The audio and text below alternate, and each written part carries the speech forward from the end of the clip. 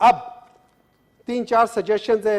I am sorry आप लोग यहां बैठे हुए हैं, मुझे इस चीज का बड़ा एहसास है, बड़ा आई एम सॉरी कुछ छोटे मोटे होते। देखिए बात यह जज्बात है, भरा हुआ हूं मैं।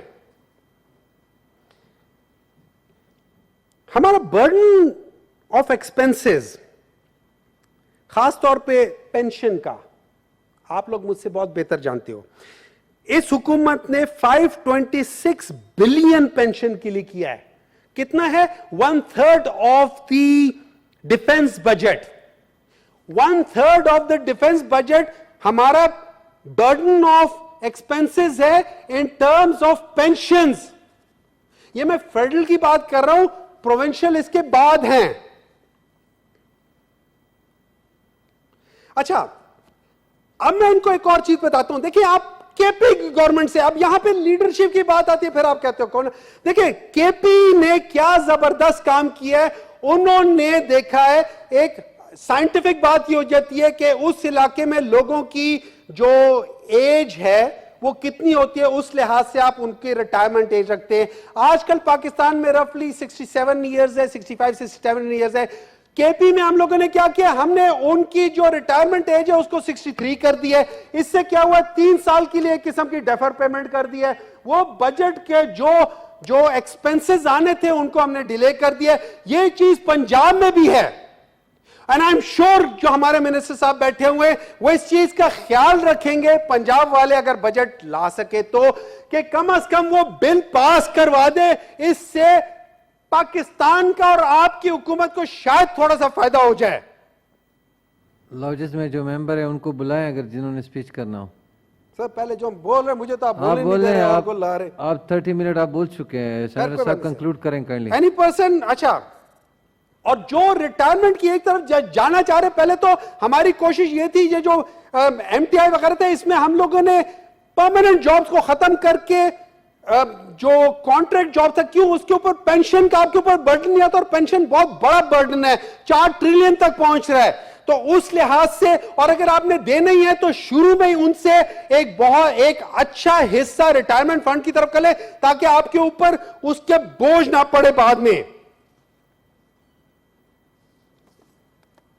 अच्छा, पेंशन को डिजिटाइज कर दे, ताकि जैसे हम ये याद रखें, जैसे बीआईएसपी में 8 लाख लोग निकले थे जो कि उसके अंदर नहीं आते थे, ले रहे थे।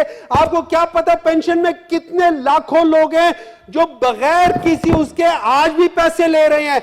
डिजिटाइज कर दें, खुदारा डिजिटाइज कर दें, ताकि गोस्ट पेंशनर्स खत्म हो जाएं।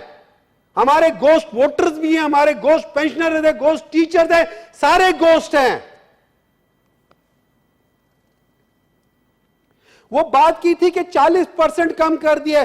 सर जी 3 महीने 4 महीनों में, मैं भी एक सेनेट की स्टैंडिंग कमेटी का चेयरमैन हूं, मैंने 3 महीनों में टोटल 50 लीटर पेट्रोल डलवाया अपनी गाड़ी में।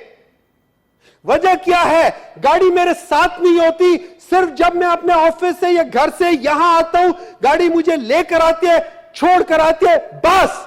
बाकी अल्लाह का शुक्र है यहां पे जितने लोग हैं सारे अफोर्ड कर सकते हैं, गाड़ियां लेके फिर ही जा रहे हैं।